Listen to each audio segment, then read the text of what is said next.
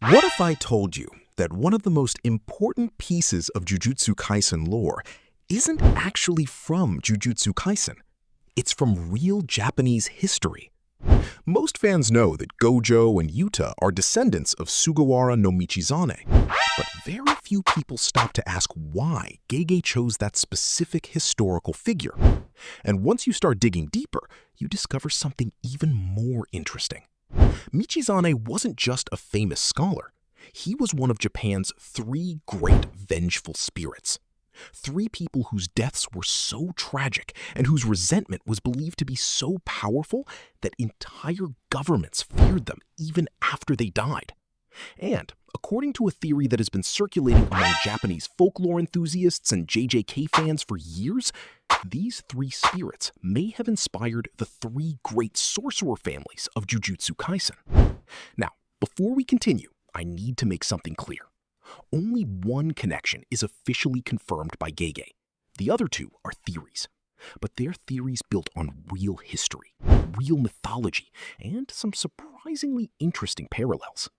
So, today, we're going to explore the three great vengeful spirits of Japan, how they connect to Jujutsu Kaisen, and whether Gege secretly based the foundations of his world on one of Japan's oldest supernatural legends. To understand why these three figures matter, we first need to understand a concept that sits at the heart of both Japanese folklore and Jujutsu Kaisen, the concept of the Onryo. An Onryo is a vengeful spirit, someone who dies carrying overwhelming hatred, grief, regret, or resentment.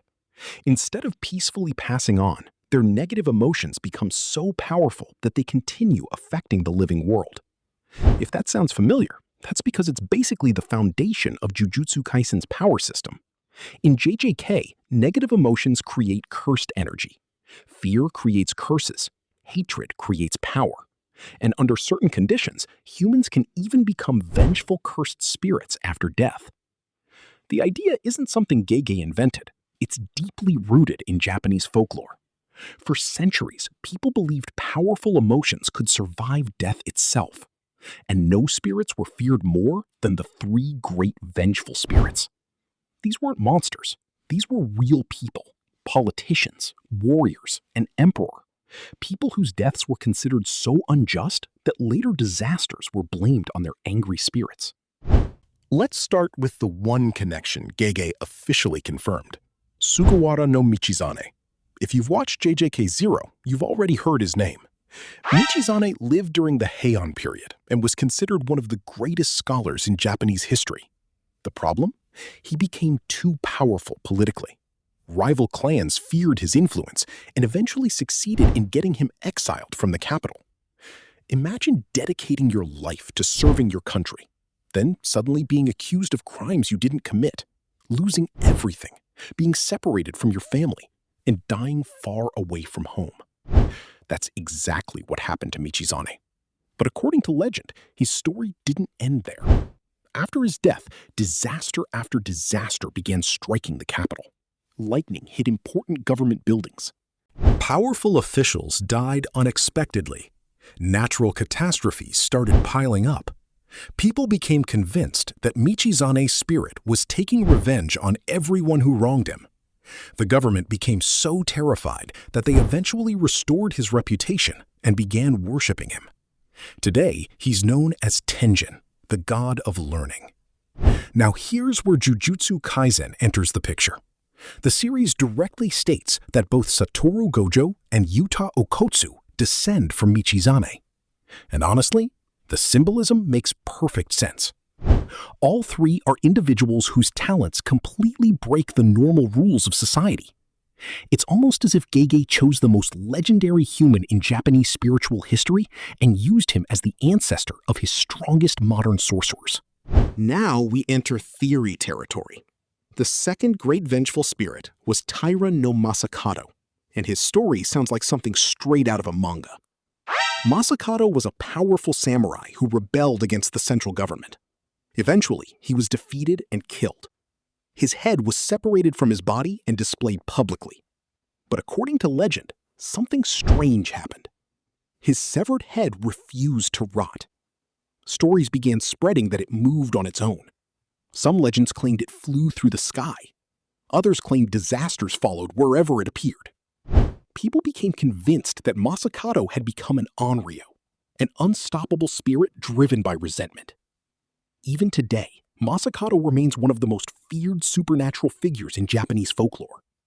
Now, here's where fans start connecting him to the Zenin Clan. Again, this is not confirmed, but there are some interesting parallels. Masakado was known primarily as a warrior. The Zenin Clan values combat strength above almost everything else.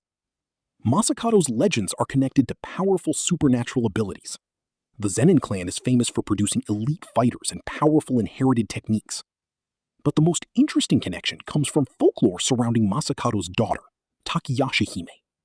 According to legend, she practiced dark magic and could command supernatural creatures. When fans hear a noble family with supernatural shadow-like summons, many immediately think about the 10 Shadows technique.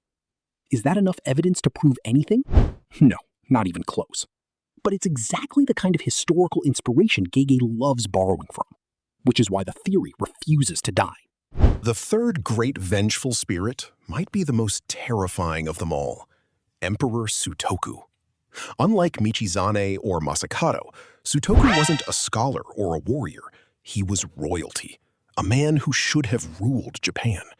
Instead, he became trapped in political struggles and eventually lost everything. He was exiled, humiliated, and stripped of power. According to legend, before his death, his hatred became so intense that he swore vengeance against the nation itself. Afterward, wars, political chaos, and disasters were attributed to his curse. Some stories even describe him as one of the most dangerous spirits in Japanese history. Now let's talk about the Kamo Clan theory. Again, not confirmed, just a theory. The Kamo Clan has always been associated with aristocratic status, bloodlines, politics, and maintaining influence within Jujutsu society. Sutoku's entire story revolves around noble lineage and political power struggles.